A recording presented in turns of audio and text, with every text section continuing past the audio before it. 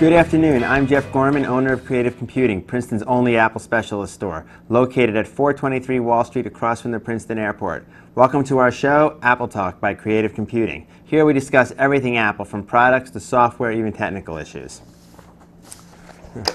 Today's first topic, Apple secures a deal with a company called Authentech. They make a 2D fingerprint scanning technology. 2D meaning you put your finger flat on the surface as opposed to in some sort of cup. It could be used if Apple adds NFC wallet technology to the iPhone. Before you would touch the payment device, you would scan your fingerprint. That way it would authenticate your funds. If your phone was stolen, you didn't want somebody to be able to spend all your money just by touching on everything they do. It could also be used instead of a password on iOS devices or laptops. For instance, on your laptop, instead of typing in your password, you just touch the trackpad or touch the phone instead of typing in the password in order to get into your stuff. On my phone, I would probably keep it locked all the time if I could do that, because I could, and it would know it was me, it would be quick. Right now I have to slide, and that's a little slow, so I largely have the password off, but that I would do. So interesting, we'll see what Apple does with it, but they've secured a deal with them. They may even wind up buying the actual company, but right now their product is licensed exclusively to Apple, who's not using it for anything. When you have $120 billion, it's easy to have some lying around to use for this kind of purchase and hold on to the technology for a little while, potentially stopping competitors from using it. Speaking of competitors, news on the Apple versus Samsung lawsuit. It appears that Apple's largely winning.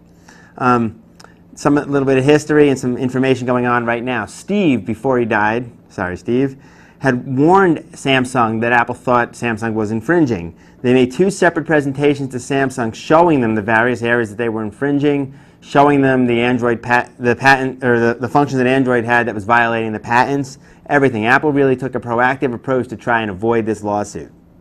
At the time, Apple had proposed a $30 to $40 licensing fee per device that Samsung made, with discounts such as things like if they added a QWERTY keyboard to a device. Since Apple doesn't use the QWERTY keyboard, they'd give a little bit of a discount on the license because it was a little less like the iPhone, iPod, iPad. Apple provided evidence to the judge that Samsung hid emails showing that they were copying the technology. Comments like, Apple was the bar to aim for, make it look like the iPhone, so on.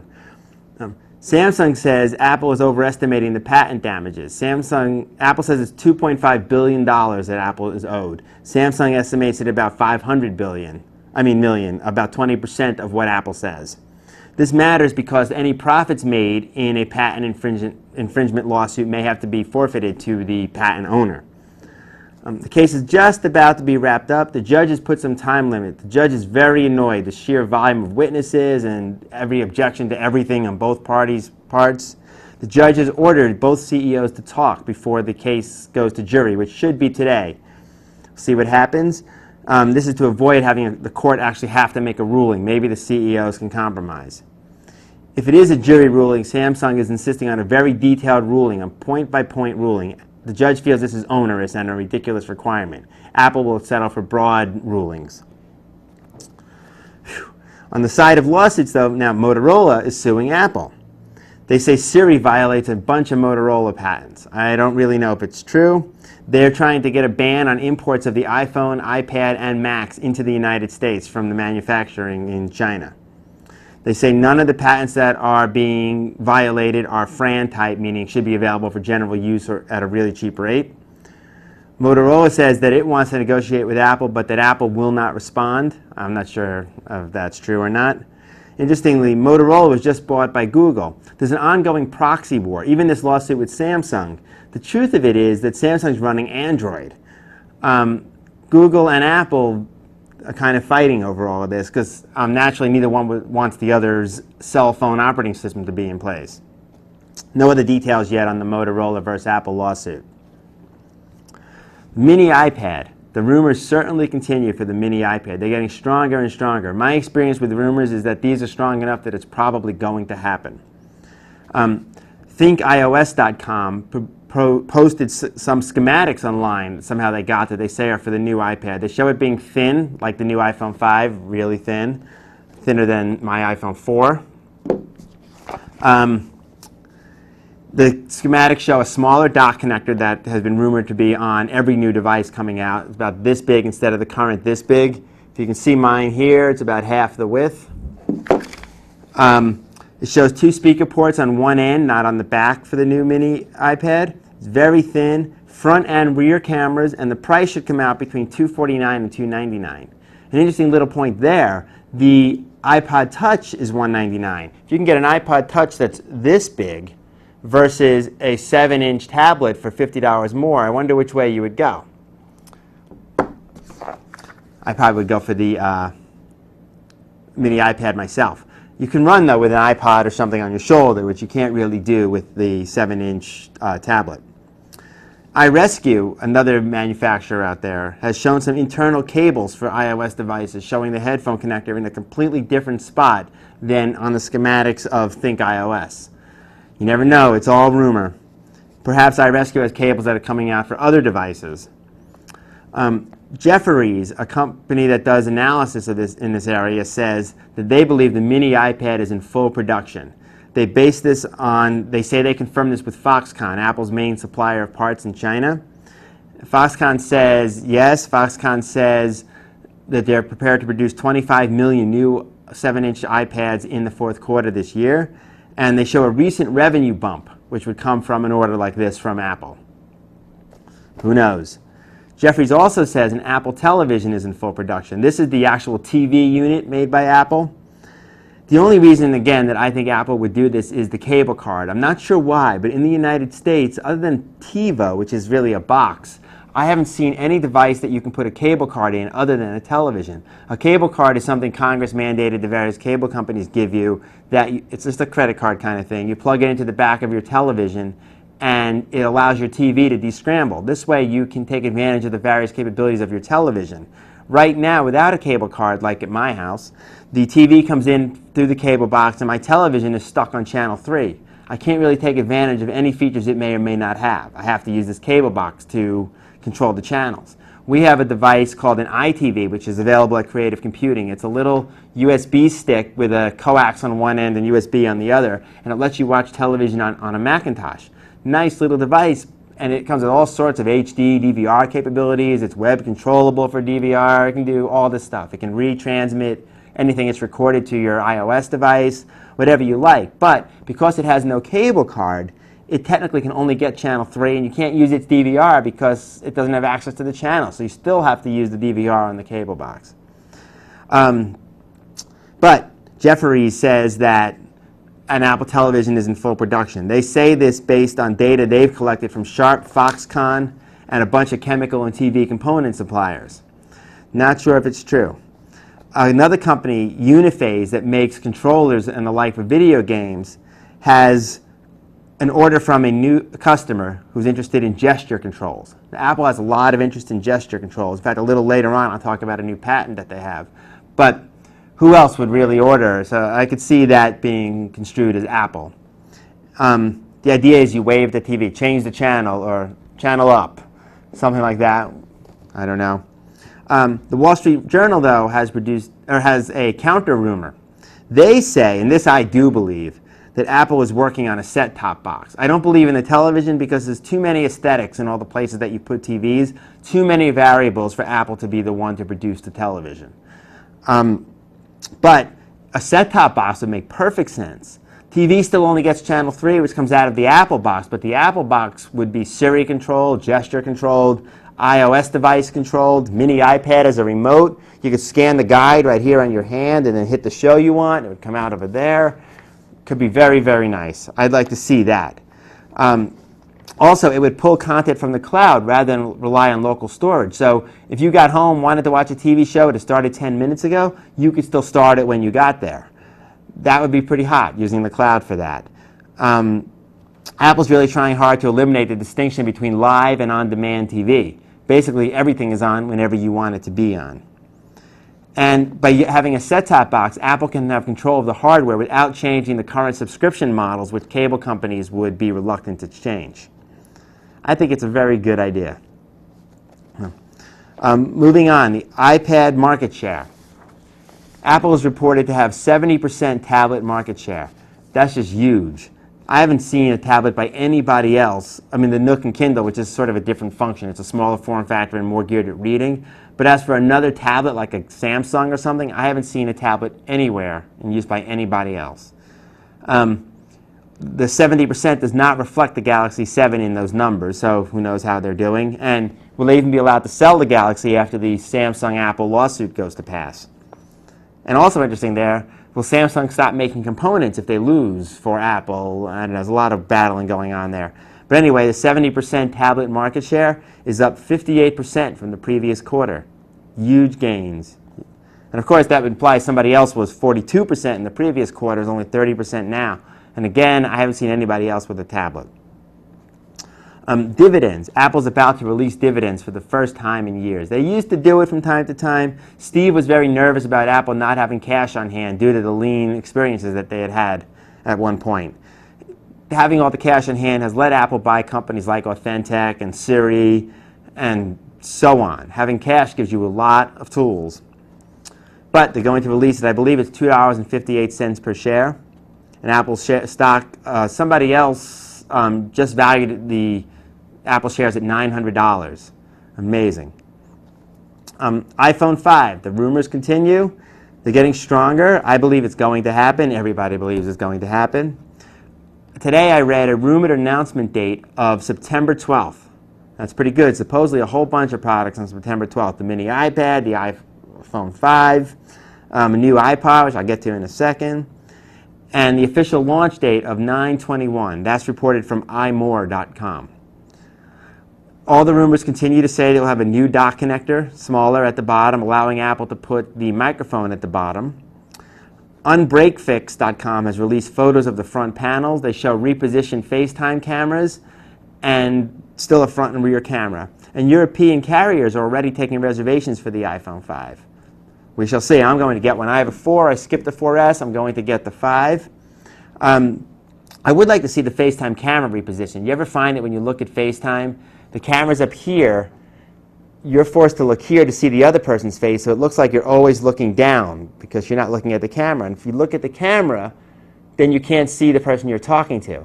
So putting the camera as close to the face as you can would let me look at you while you see me. It'd be interesting to see Apple put the camera actually behind the screen, right in the center, so you could look at both things at the same time. That would be an interesting technology. You never know. Anyway, moving on. New iPod rumors. A rewards program in Germany, in one of those credit card reward things, had said a reintroduction of the iPod Nano was due in September. Idea September 12th, just like the iPhone. Be the first redesign in 2 years. The Nano is the little square one. A lot of people like to put it on a wristwatch. The thing is, if you have it on the wristwatch right now and you want to listen to music, you have a wire coming from your wrist somehow to your ears. That's annoying. If you're running, the wire's itching your arm as you go. Pain.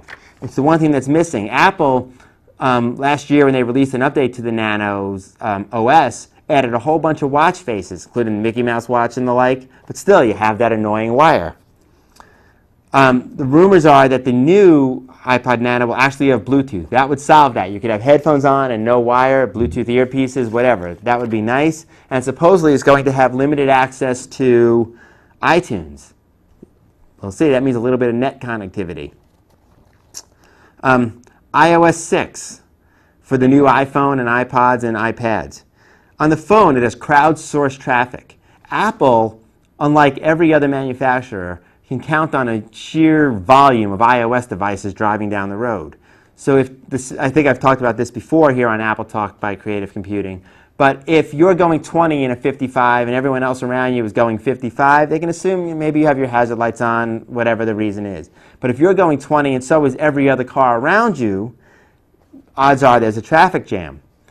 Since almost every iPhone is online all the time, Apple can use this information to provide real-time crowdsourced traffic data. It's probably excessively accurate. I used to have a traffic device on my GPS unit. It was almost worthless because the data was always out of date. It would say no traffic and there was, or yes traffic and there wasn't. It was just unreliable. I didn't even resubscribe. But using the iPhone's traffic data, that would be pretty accurate all the time. It's also not carrier dependent because your phone would report the data back to Apple servers. that means you need no support from AT&T, Verizon, Sprint, or whoever else might be your carrier. Also with iOS 6, FaceTime, which will work over 3G, AT&T plans to charge for this. I don't like that. I don't like them charging for different types of data. Verizon wants to charge, but they won't because they agree to some net neutrality principles which prevent them from identifying one type of data as different from another. So, I don't think it's cool to charge. You can jailbreak your phone, and one of the options on the jailbreak is the ability to use FaceTime over 3G, whether or not you've paid the carrier. Creative Computing, of course, does not advocate this. Sprint will not charge. Sprint says you can use FaceTime over 3G, you can do whatever you want over their unlimited data plan. Sprint has the best prices, too. I'm personally considering changing my plan to Sprint. A hacker out there in the iOS community who goes by the handle Pod2G, he works a lot on the jailbreaks and everything. He's very good at finding loopholes in various technologies related to mobile devices. He found that it's possible to send an SMS message with a fake phone number. Technically, under the hood, there's a number that the phone is from, and there's a reply to number. The iOS devices only show the reply to number. If this turns out to be a flaw in the protocol, SMS is really, really vulnerable. You reply, they can fake, it's from your friend, it's from your bank, we need your account details, please send them back in, whatever. A lot of people would fall for it. iMessage, which goes through Apple's cloud server, is not, in fact, vulnerable to this, and Apple's quick to point that out. But this seems to be a flaw on the carrier side of things because that's where the protocol for SMS is implemented. Interesting to see what will happen with that. Non-iMessage users like Android phones would, of course, remain totally vulnerable. And moving on, Sony has released a new camera model. Better quality pictures in a smaller, and takes up less space. The camera's like this big. It's the one that you see here and here. Better picture quality, less space. Could appear in a future release of iOS devices. Apple does use Sony cameras in the devices. Have to see, I'm always for better picture quality. I'd really like to have this thing eventually replace my normal digital camera. My normal digital camera, though, has big optical zoom. In order to have optical zoom, you need two lenses that separate by distance. That's going to be difficult in a device like this. I have seen a couple of add-ons that will clip on here and then give you that, but it makes the phone hard to put in your pocket. The only way to really get optical zoom would be something that telescoped right out of the camera. I don't think we'll really ever see that. So any better picture quality you can get from these little cameras that are in these phones will be a great thing. Mountain Lion. I've been using Mountain Lion a number of weeks. I very much like it. Safari is so fast. It's just like that. I had my iMac at home, had Safari with Lion on it. It was decent speed. Upgraded to Mountain Lion. I'd say Safari's 10 times faster with no other changes. No, same hardware, same RAM, same hard disk, everything. Amazing.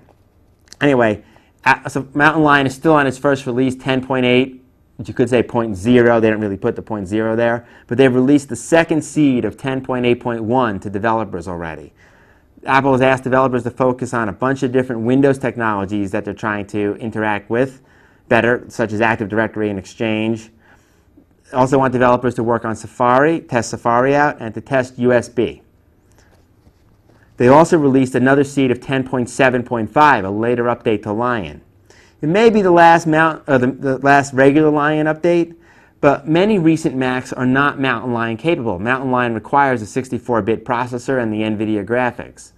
Lion did not require that, and some Lion machines are just too new for Apple to abandon so fast. So Lion could remain supported for a little while yet. And Apple has also largely been releasing OS upgrades on an annual basis. If they continue to do that, they're going to need to support old versions for another year or two as they go, depending on what's changed.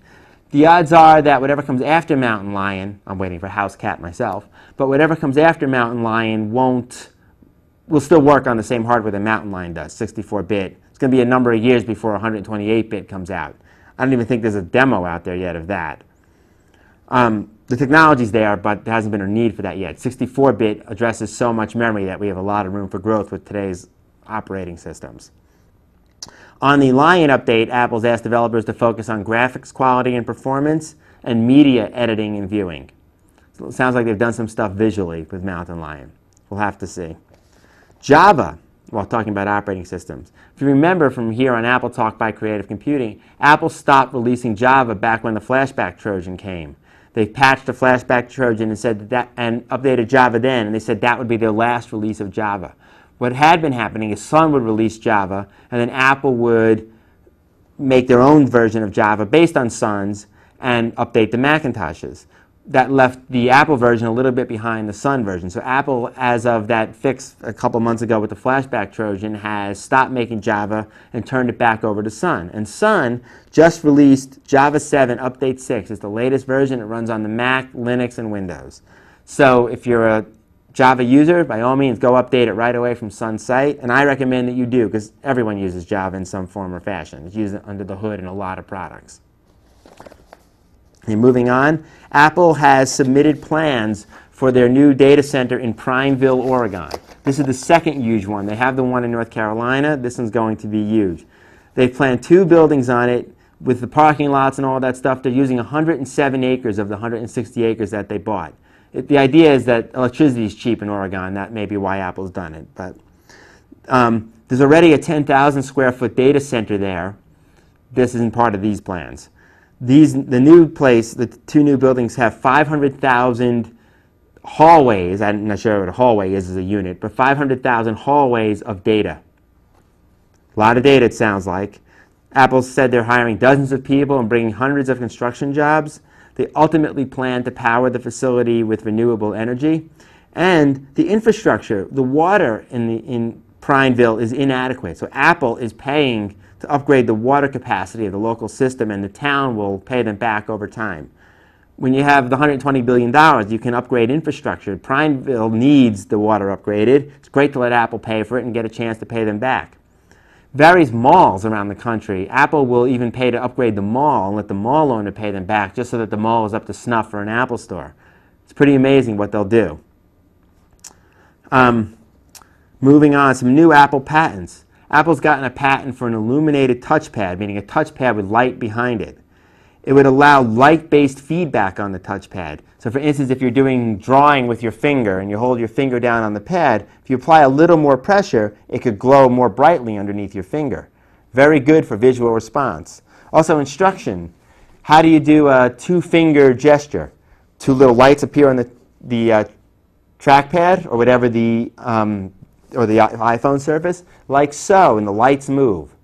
And they can loop until you get the hang of, oh, I see. Very good for instruction. They also have a patent for more gesturing capabilities. Right now you can do things like rotate a photo, zoom in and out or scroll, a whole bunch of things. On the iOS devices you can multitask or get back to the home screen, multitask, home screen, whole bunch of things, but they have a patent now for a bunch of new features. So interesting to see that Apple's really getting into gesture, although it's hard to remember all the various combinations. But I believe that once you get the hang of it and it becomes muscle memory, you use the computer more quickly. I saw somebody once using a mouse for the first time. They held it up next to the screen and were trying to move the arrow by going like this. So there's definitely room for teaching on the physical interfaces of these devices. Apple also has a patent for a touchscreen LCD. It's an LCD that can take touch response. Right now, when you take something like the iPhone, there's 2 surfaces here. There's the display and there's the touch response surface, the digitizer. They can become one, making the iPhone or whatever else that much thinner. I'd like to see that happen. And the company that makes these things, there's a company that does this right now, Apple has some financial sway with. It's possible that a screen like this will be on the iPhone 5. We'll see. And then Apple also has a device that can connect to cable TV and perform DVR type recording. They've patented that too, meaning they've patented a remote of some sort that you can show the guide and control the guide, the television, whatever. That could come in handy if Apple does in fact produce a set-top box like we talked about earlier today.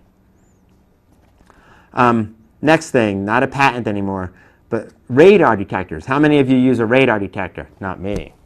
A radar detector, Cobra and Escort, the 2 main manufacturers of radar detectors, have come out with smartphone radar detectors. They Bluetooth link to your iPhone. That lets the detector itself be smaller. It has no display of any type. They're more discreet. But what's interesting about it, Escort has a thing where if you see radar, your iOS device reports the radar to Escort's server, and then another driver later will be told there was radar here, and the radar warnings will expire, all fully automatic. Very interesting device. I'd like to learn a little bit more about that. And it's a good use of crowdsourcing, just like the traffic data is that I talked about earlier here today on Apple Talk. Yeah. Also, by the same token, the radar detectors can access traffic data provided by Escort and Cobra. Although with the iPhone, you probably don't need that because Apple has it, except how many apps do you want at once? But interesting use of crowdsourcing again. I'm very much for the various uses you can do with crowdsourcing. A couple more items. Office 2011. While it does run on Mountain Lion, Microsoft has no plan to bring the graphics up to date for Word, Excel, and PowerPoint to take advantage of the Retina display. Outlook, interestingly, does have Retina quality graphics. The other programs all look a little bit fuzzy. This supposedly is happening on a lot of programs that use Retina displays. The resolution is so high that things just look fuzzy. There are some settings you can do. You can lower your Retina display back to non-Retina quality, but who wants to do that? Microsoft is coming out with Office 2013 for Windows. They have not committed in any way to doing Retina graphics on the Mac, but they have said that typically a Mac release of Office follows right after the Windows release. And maybe we'll see an Office 14 that will show Retina products, or Retina quality screens. Who knows? We'll have to wait and see. And then finally, Nielsen has reported teens choose YouTube more than any other music source, radio being the second music source and iTunes being third. Interesting to see that. And the most powerful marketing tool for teens is what their friends recommend. Anyway, that's about it for today's Apple Talk show. Briefly, just to recap, we talked about the deal with Authentech for fingerprint technology, the lawsuits with Apple and Samsung and Motorola, the mini iPad, my thoughts on the Apple television, the iPad market share, dividends, iPhone 5 and iPod rumors, information about iOS 6, the SMS spoof issue. Watch out for that one. Make sure if you do get a text message and it's somebody asking you for authentication information like your bank password, don't respond to it. Your bank and your credit card will never ask you. They know it already. They don't need to ask you that. Sony's new camera for the phone, Mountain Lion, Lion updates, Java, the new data center for Apple, new patents, the radar detectors, Office, and the Nielsen ratings. Thank you for watching Apple Talk by Creative Computing. Again, I'm Jeff Gorman. If you would like to suggest a topic or a question for our show, please email appletalk@creativecomputing.com. Please visit Creative Computing for all your Apple needs, sales, or service. We are located at 423 Wall Street across from the Princeton Airport on Route 206. You can call us at 609-683-3MAC. Visit us online at www.creativecomputing.com. Like us on Facebook, Twitter, Google+, yada yada, on all of them. We look forward to seeing you. And mention Apple Talk by Creative Computing to any of our sales staff and receive 10% off accessories.